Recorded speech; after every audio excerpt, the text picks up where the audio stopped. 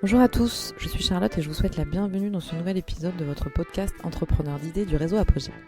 Comme chaque mois, je pars à la rencontre d'un projet remarquable et inspirant. Pour ce podcast, je vous emmène à Villeurbanne, dans le Rhône, afin de vous présenter l'association Enjoué. Nous allons partir d'un constat. 100 000 tonnes de jouets jetés chaque année en France et 150 000 tonnes de nouveaux jouets achetés chaque année. L'association Enjoué, initiée en 2020 dans le cadre de l'expérimentation Territoire zéro chômeur de longue durée à Villeurbanne, a pour ambition de résorber le chômage de longue durée à travers le réemploi de haute qualité des jouets, jeux, livres pour enfants à destination de particuliers et de professionnels de la petite enfance sur l'agglomération de Lyon. Pour ce podcast, je vous propose 2 épisodes. Le premier épisode, témoignage de Gilles Malandrin, cofondateur et directeur d'Enjoué. Il nous présentera l'histoire du projet. Pour l'épisode 2, je vous partage les témoignages de Fatoumata et de Algia, salariés d'Enjoué, qui nous présenteront leur rôle au sein de l'association et leur engagement en faveur de l'environnement. Très bonne écoute.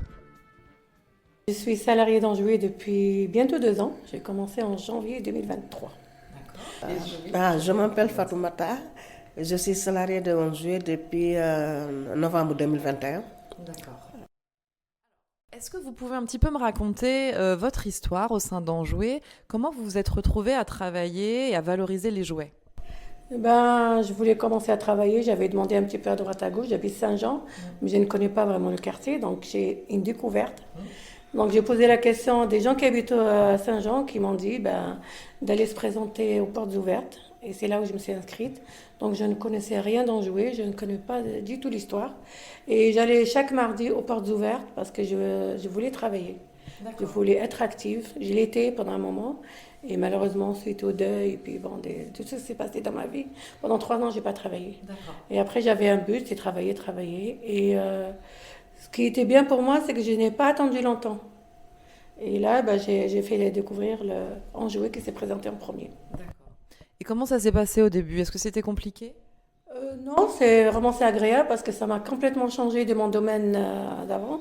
C'était quoi votre domaine? C'était dans le paramédical. Okay. J'étais dans un hôpital pour des personnes en fin de vie. Donc ça n'a rien à voir. Non. Mais c'est agréable, je retombe en enfance. Oui, c'est ça. Voilà. Et quel est votre poste ici? Qu'est-ce que vous faites concrètement?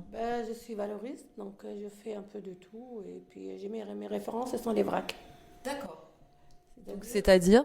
C'est des jouets quand ils reviennent qui ne sont pas complets. Donc on va en piocher un petit peu. Et puis malheureusement, des fois, ce n'est pas le cas. Donc on garde un petit peu les pièces, comme on dit, les pièces détachées. C'est des pièces qu'on garde de côté. D'accord. Et quand il y a d'autres jouets, on essaie de les compléter le plus possible. De les recomposer. Voilà. Ok. Quelles sont les tâches que vous préférez réaliser? Qu'est-ce que vous un peu de tout, parce qu'on fait un peu de tout. Donc récemment, on m'a formé un petit peu pour faire les prix et pour faire le contrôle final. Ouais. Donc, c'est que ça dépend. Mais j'aime bien Valoris, donc ça change des jouets. Et puis, de mon enfance, j'ai pas eu le temps de jouer. Vous avez le temps de jouer un peu? Là, oui. J'apprends à jouer. À mon âge, mais j'apprends à jouer. Oui, je retombe en enfance. Ouais, c'est ça. On retombe en enfance à en jouer. Très bien. Fatoumata, est-ce que vous pouvez m'expliquer votre histoire, alors me raconter? Voilà. Avant avant Enjoué, j'ai entendu parler émergent. Ma cousine m'a dit viens, on donne travail ici, c'est émergent, venez, depuis 2018. Après, j'ai parti à porte ouverte, j'ai inscrit. Mais là, je n'ai pas rentré à émergent parce que j'ai problème des jambes. J'ai fait opération. Ils m'ont appelé, j'ai dit non, je suis à l'hôpital, je vais faire opération. Ils m'ont dit d'accord. Quand j'ai guéri, ils m'appellent encore. Il y a une autre opération encore. J'ai dit, finalement, je vais rentrer à l'hôpital encore. Ils ont dit d'accord. Quand tu es prêt, tu me dis. Voilà, quand j'ai prêt, après quand j'ai dit 2021, finalement, voilà, ils ont accepté. Ils ont accepté. Quand j'ai rentré, finalement, on jouait, ils ont installé, mais ce n'est pas vraiment installé. Ouais. Voilà. Ils m'ont appelé à entretien. J'ai parti au couture, blancaisie. Après, la dame m'a dit non, avec ta jambe là, non, tu travailles pas. Voilà, j'ai parti à cuisine. Il m'a dit non, franchement, ici aussi, je préfère tu rentres au jouet. J'ai dit d'accord. Après, quand il m'a amené au jouet, j'ai dit d'accord. Ici, je vais rester. Et comment ça s'est passé au début? Est-ce que voilà, c'était compliqué? Il a fallu un petit peu s'adapter. Qu'est-ce qui a été difficile? Ou peut-être pas? Oui. Oui, c'est un peu difficile, voilà, mais après, ça passait comme... je ne connais pas tous les jouets. D'accord. Voilà, je ne connais pas tous les jouets, mais avec le temps, avec les collègues, je demande, ils m'ont montré, ça va. Et c'est grâce aux formations qu'on apprend chaque fois. D'accord. On a pris pour le premier âge, de 0 à 3 ans, de 3 ans à 6 ans, on arrive à reconnaître est-ce que c'est vraiment pour le premier âge, parce que souvent quand on nous a appris ce qui est sur l'emballage, ça c'est juste pour que la société elle vend les jouets. Après nous, on va très bien, à force, on va très bien. Ouais. Alors, Fatoumata, vous vouliez me préciser aussi que vous aviez une autre forme d'implication qui concernait la fresque du jouet, c'est ça? Vous pouvez m'expliquer ce que c'est? Oui, on fait fresque de jouet. Fresque de jouet, c'est jeu de cartes. D'accord. Oui, on fait jeu de cartes. Il y a beaucoup de choses dedans. Voilà, il y a des conséquences, il y a des solutions dedans. Il y en a beaucoup dedans. Voilà, quand on fait invitation les entreprises. Le matin, on fait comment ça s'appelle? Valorisation avec eux. Valorisation? Oui, avec eux. On fait valorisation avec eux. Après-midi, voilà, avec salariés des autres entreprises, oui. Ah, okay. Après le midi, on termine avec eux le matin. Après-midi, on fait fresque de jouet. Fresque de jouet, c'est jeu de cartes. Voilà, on met dans les tables, on place comme ça. Maintenant, eux qui vont jouer, voilà, ils trouvent solution. Voilà. Par rapport au... C'est ça ce que vous me disiez juste avant. Voilà, des décès, oui. Voilà, des décès, oui. Vous connaissez dans le chiffre, je ne sais plus, c'est en termes de milliers de tonnes. Oui, c'est 100 000 tonnes pour moi. Et ça, c'est en France ou non, oui, France. En France, 100 000 tonnes de jouets. Ouais. Décès.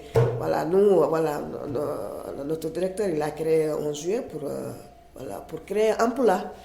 Voilà, comme c'est pas bon pour la planète, c'est pas bon pour voilà. Les gens ne s'en rendent pas compte, justement, c'est ça le problème. Mais grâce quand même à la fresque du jouet, comme ça, on reçoit du monde, donc on essaie un petit peu de les mettre sur le fait.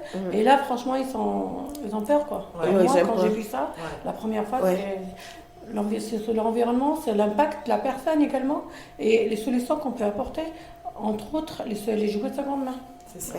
C'est clair. C'est ça. Quand on dit 100 000 tonnes, tout le monde dit 100 000 tonnes, 100 000 tonnes. C'est vrai. Oui, c'est... Et vous savez, ça, si à la suite de cette fresque du jouet, si après les personnes vont acheter de la seconde main, vous avez... Oui. Notre collègue Amélie, il dit quand on a fini fresque jouet, il y a des jouets là-bas pour acheter. Franchement, ils achètent. Ils y vont. Oui, ils achètent. Puis même on pose des questions, par exemple. Des fois, eux, quand ils valorisent quelque chose, ils disent que vous voulez. Ah, ça, quand on finit, je vais prendre ça. Ils repartent avec des jouets.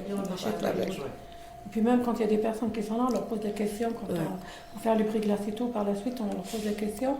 S'il y en a parmi eux qui ont déjà acheté des jouets seconde main et à quelle occasion et tout, bon, il y en a, pas en grande partie, mais il y en a une partie. Et puis d'autres, ils ont dit, on va le faire. Et le fait de... Parce que quand ils sont là, on les met dans la peau d'un valoriste. Donc on leur apprend les gestes, ce qu'il faut faire. Et souvent, ces jouets, c'est moi qui les fais, je repars avec. Donc on leur fait c'est ça. Donc ça les incite des fois, même si c'est pas complet, ils vont dire, non, je vais sauver, je vais prendre. J'ai sauvé le jouet. Voilà, Parce que le fait d'avoir vu les gestes qu'on fait et tout, voilà. C'est super. Merci beaucoup pour ce que vous faites et pour votre engagement. Merci. Merci à vous également. Intéressant. Justement, si on rebondit un peu là-dessus, qu'est-ce que ça vous a apporté de travailler ici? C'est un travail comme un autre, on va dire déjà. Hein. C'est un petit avenir parce qu'on a un CDI déjà. Donc, Bon, après, on ne sait pas ce qui peut arriver. Mais c'est un travail comme un autre et c'est agréable. La vérité, on va pas... Ouais. C'est vrai que parfois, c'est un peu fatigant. Ouais, Surtout pendant la période des fêtes. Je le reconnais, il y a un petit peu la pression et tout. Ouais. Mais c'est un travail comme l'autre. Moi, j'ai fait beaucoup de boulot ailleurs. Donc, je ne vais pas me plaindre. C'est un travail qui est quand même agréable. Ce que j'aimerais vous demander, c'est peut-être il y a beaucoup de personnes qui sont un peu réticentes encore à acheter des jouets de seconde main.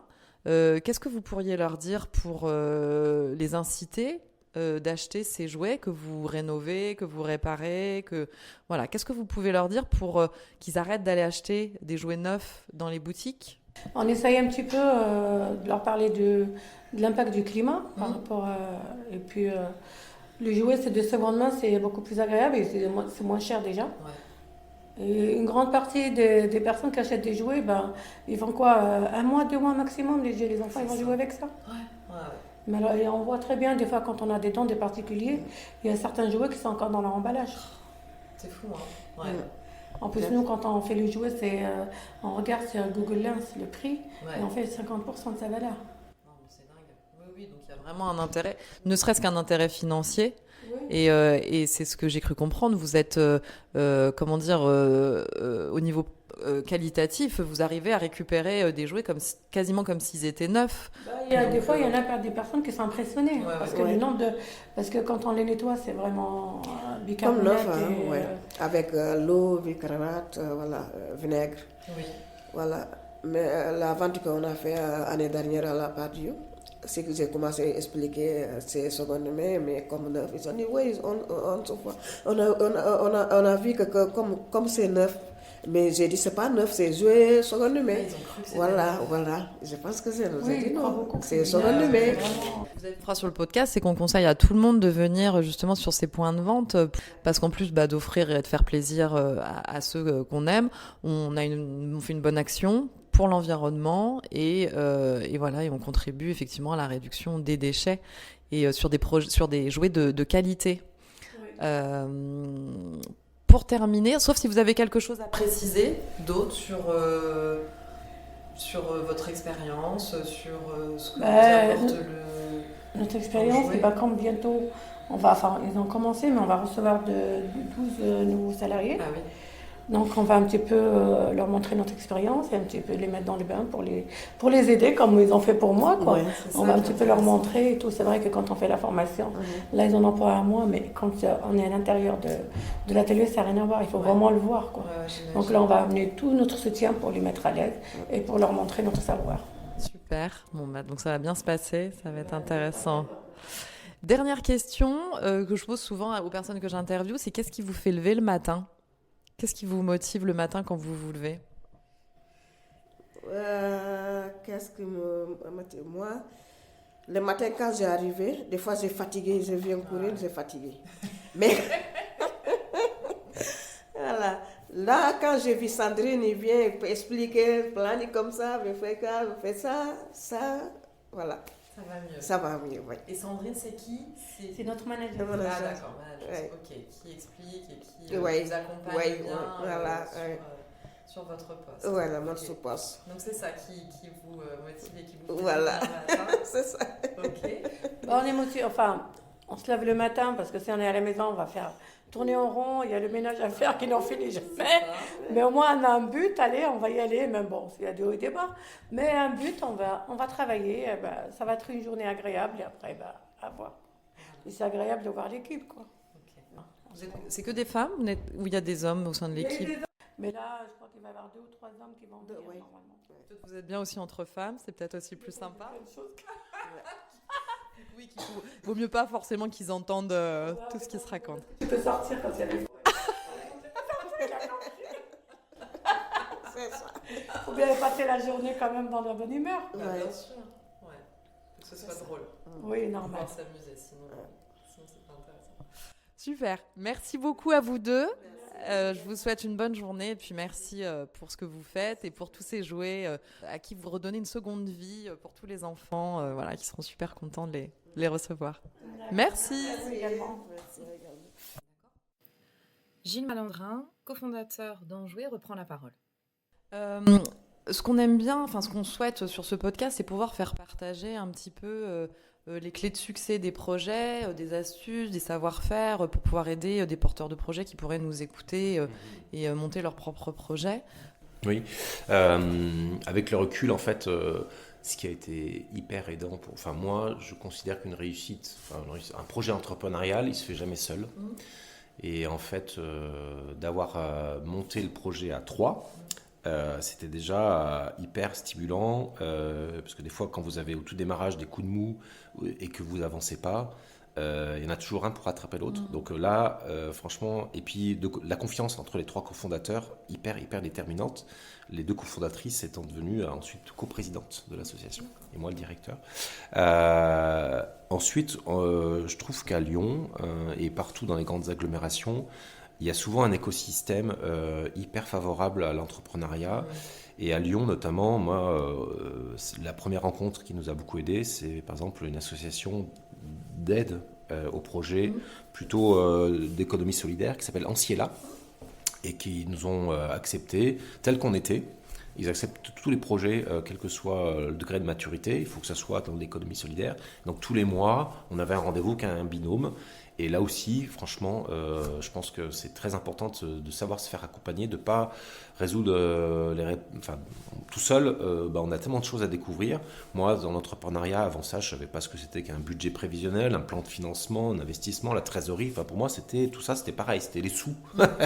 Donc, du coup, il faut savoir aller frapper aux bonnes portes et de se dire qu'il y a quelque part, soit dans les chambres de commerce, soit dans les chambres de métier, ou soit effectivement dans les pépinières où il y a des personnes qui peuvent vous apporter un soutien gratuit, c'est des financements publics ou quasi, et ensuite une fois qu'on est passé en Ciela, par exemple, nous on a continué sur 2 autres incubateurs avec des programmes de formation justement.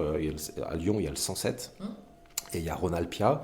On a été aussi dans ces programmes-là et on est avec d'autres porteurs de projets et avec des grands comptes. Donc moi, la première collecte qu'on a fait d'ailleurs, la collecte en entreprise, c'est avec Enedis, c'est grâce à la rencontre dans le 107, et ça a été une question de personne. Donc je pense que voilà, la solitude du chef d'entreprise, en américain ils disent le self-made man, ça n'existe, enfin c'est une fiction, Premier soutien, c'est aussi la famille. Voilà, moi, je ne serais jamais parti si ma femme n'était pas un soutien sur cette prise de risque, parce que j'ai quitté un CDI quand même. Donc voilà, on a une fille, on a une maison, on a un crédit. Donc ça, c'est très important. Donc, et à chaque fois, effectivement, par exemple, je prends cet exemple sur les aspects de tableau de bord financier. J'y connaissais rien. Je suis allé effectivement, j'ai été accompagné par Anciela et par le 107 et Rhône-Alpia. Et ici, dans le territoire zéro chômeur de Villeurbanne, on a l'intelligence aussi d'avoir fait appel à une directrice des affaires financières à temps partagé. Ouais. Donc quand vous commencez et que vous n'avez pas beaucoup de sous, pas beaucoup de budget, vous ne pouvez pas vous payer le luxe d'avoir une DAF à temps plein, surtout quand vous êtes 4 ou 5 encore. Voilà, des ressources comme cela. Alors là, il faut un petit budget, mais c'est des ressources qui... C'était pas un mécénat de compétences, là, c'était... C'était de la facturation, mais quand même du quasi-mécénat, parce que les gens qui sont ici sont des gens très engagés, ils travaillent bien au-delà de leurs tarifs, mais il y a quand même un aspect financier. Donc oui, savoir s'entourer, moi je pense que ça a été déterminant dans la réussite des premières marches. Et puis effectivement, dans les moments un peu de solitude ou un peu compliqués, quand il y a des choix un peu importants et qu'on doute, pas hésiter non plus à avoir peut-être l'appui d'un coach ou quelqu'un qui vous aide à faire un pas de côté. Nous, on a cette chance aussi d'avoir autour de Saint-Jean un coach, David, qui nous appuie dans les moments un peu compliqués, notamment de management, de gestion d'équipe, quand il y a des conflits ou quand on est allé peut-être un peu trop vite en tant que dirigeant sur des décisions. Je trouve qu'il y a des moments où vous ne pouvez pas en parler à vos collaborateurs, vous ne pouvez pas en parler à la maison parce que vous saoulez tout le monde. Donc il faut à un moment donné aussi savoir trouver une écoute. Et là aussi, je pense que en région Rhône-Alpes, en tout cas sur Lyon, c'est sûr, il y a des mécénats de compétences, il y a des structures qui peuvent vous mettre en lien justement avec des coachs, avec des gens qui vous aident à faire un pas de côté et à se dire que on a le droit de faire des erreurs.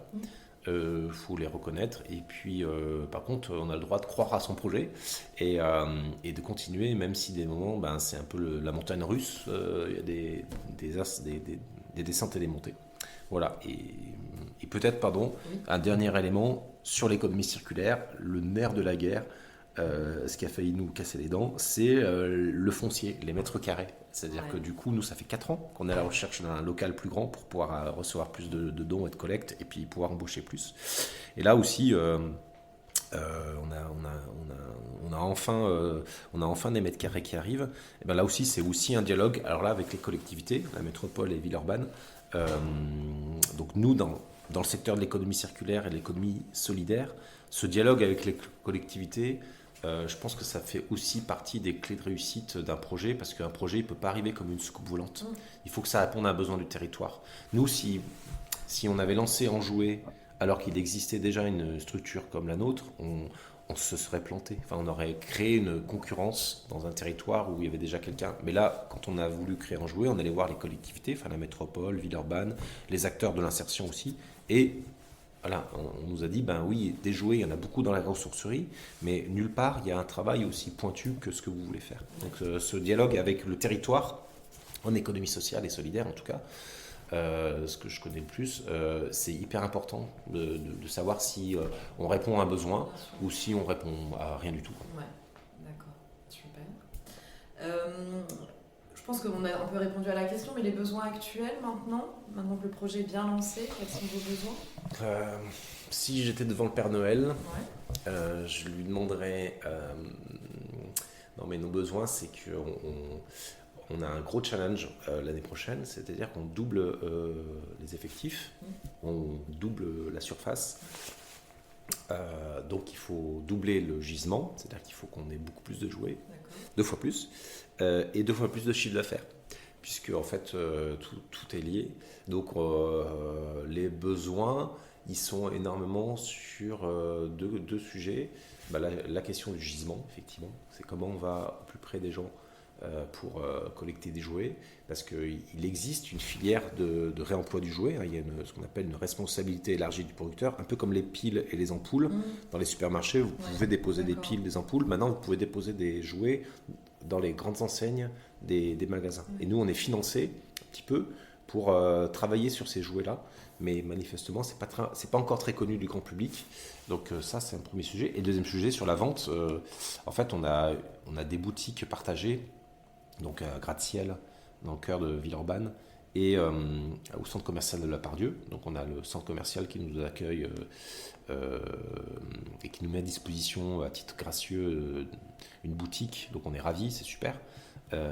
Mais on se dit là avec l'équipe que c'est super, mais la question d'avoir une boutique à nous, de centre-ville, avec une belle vitrine dans laquelle les enfants pourraient avoir les yeux qui brillent en voyant tous les jouets. Pour l'instant, on n'a pas notre écrin, on n'a pas notre boutique à nous. Donc c'est un des enjeux de 2025, c'est de se dire quel est le coût d'avoir une boutique en centre-ville. Alors il y a le coût du loyer, mais il y a aussi est-ce qu'on a les ressources humaines ? Est-ce qu'on a des personnes qui ont envie de tenir une boutique dans notre équipe, et puis qui ont les moyens ? Nous, on a beaucoup de salariés qui ont des contraintes horaires, donc à 19h, 20h, c'est un peu compliqué de tenir une boutique. Donc voilà, c'est un vrai sujet. Et puis on est hyper confiant. Enfin, là, sur ces 2 enjeux, on se sent quand même avoir des cartes en main. Donc voilà. Donc je demande au Père Noël toujours la confiance, la bonne étoile qui nous guide depuis le début. Et puis surtout pour les équipes qu'on va intégrer en début janvier, moi je leur souhaite qu'elles trouvent toute leur place et qu'elles puissent trouver le geste professionnel qui va les intéresser, qui va les aider, parce que nous, dans l'équipe, on nettoie des jouets, mais c'est pas que ça. En fait, il y a de la vente en ligne, il y a de la préparation de commandes, il y a recevoir des directrices de crèche pour les conseiller, il y a faire de la logistique, donc il y a toute une palette de métiers. Et donc, pareil, pour 2025, si je fais un vœu, c'est que les personnes qu'on va embaucher Pour l'instant, elles sont embauchées sur des profils un peu généralistes. On s'adapte à leurs compétences et j'espère que du coup, je souhaite donc moi, elles puissent se dire, tiens, là j'ai trouvé une activité qui m'intéresse et j'ai envie de me former. Très bien.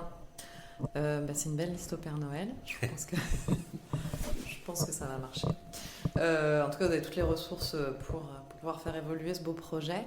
Pour terminer, ce qu'on demande souvent aux personnes que l'on interviewe, ce sont les inspirations. Gilles, qu'est-ce qui te fait lever le matin ? Qu'est-ce qui te motive pour venir travailler ? Je pense que moi, ce qui me motive et qui me donne du courage quand des fois c'est un peu compliqué, c'est se dire que toute personne est porteuse de dignité et que en fait on a un regard souvent sur les personnes au chômage de longue durée, sur les personnes au chômage même, et sur les quartiers. Là on est dans un quartier qui a une mauvaise image, c'est les quartiers où on voit des logements sociaux un peu qui sont restés dans leur jus, c'est pas un quartier qu'on va beaucoup valoriser dans les prospectus touristiques, on va le dire comme ça.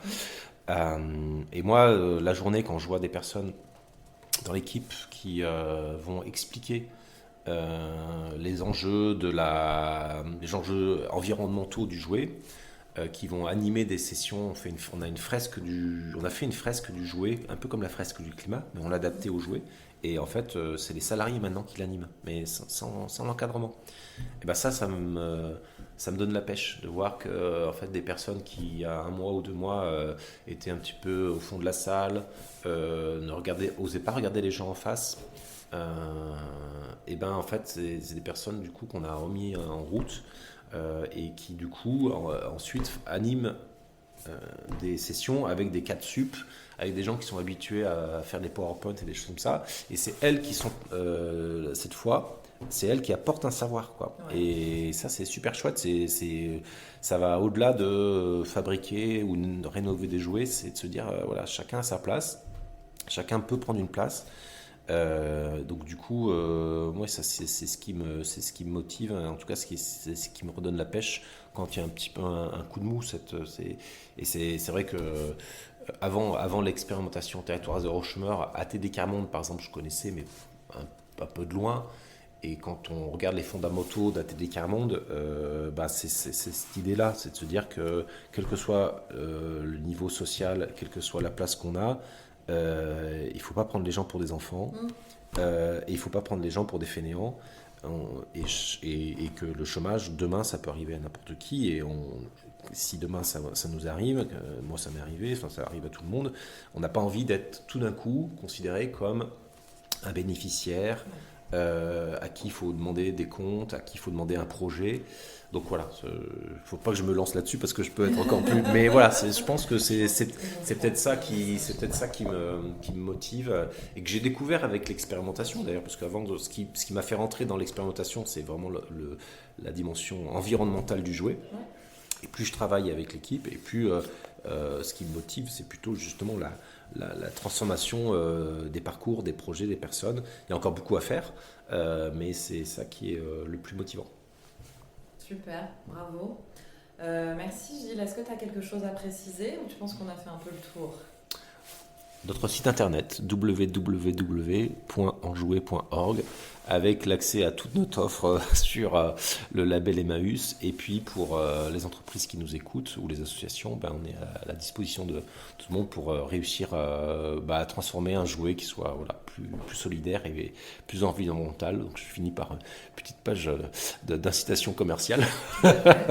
Mais voilà, merci. Tout sera précisé. Voilà. Tout sera précisé sur le descriptif. Non, pas de souci.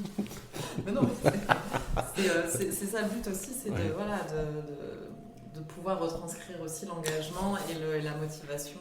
Non, mais je trouve chouette que Apogée au-delà de sa mission de délivrer des services et des prestations à des assos, met en lumière un peu des initiatives. Enfin, nous, Apogée, c'est pareil, je ne connaissais pas tant que ça, voire pas du tout.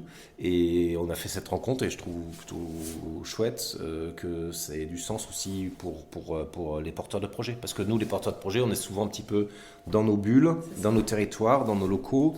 Et en fait, de faire se rencontrer les uns les autres, c'est s'il y en a qui le peuvent, et vous pouvez, parce que vous êtes à un niveau plus... Oui, c'est ça. Et on est au cœur de divers secteurs, donc c'est ça qui est intéressant. Ouais, et il y a ouais. une très belle richesse, effectivement, d'innovation. C'est pour ça que, voilà, nous aussi, on y trouve du sens à mettre en lumière des projets comme Enjoué. Et voilà, je te remercie beaucoup et merci pour ton engagement. Merci. J'espère que cet épisode saura vous inspirer. Merci à toute l'équipe d'Enjoué pour son accueil chaleureux. Au regard des témoignages, je vous partage les éléments pertinents. Il faut répondre à un besoin du territoire, c'est le point de départ du projet. L'importance de dialoguer régulièrement avec les parties prenantes de ce territoire, se faire aider par des experts, incubateurs, coachs professionnels, s'autoriser le droit à l'erreur, croire en son projet malgré les montagnes russes. Il est important de valoriser les compétences en trouvant le geste professionnel qui convient à chaque salarié. Et je relève l'importance de retrouver une forme de dignité à travers un poste valorisant et engagé pour la protection de l'environnement. Changeons de regard sur le jouet d'occasion et je vous invite à consulter les liens en descriptif de ce podcast pour connaître les points de vente en ligne et sur Lyon. Vous retrouvez tous les épisodes sur vos plateformes habituelles. N'hésitez pas à vous abonner. À très bientôt.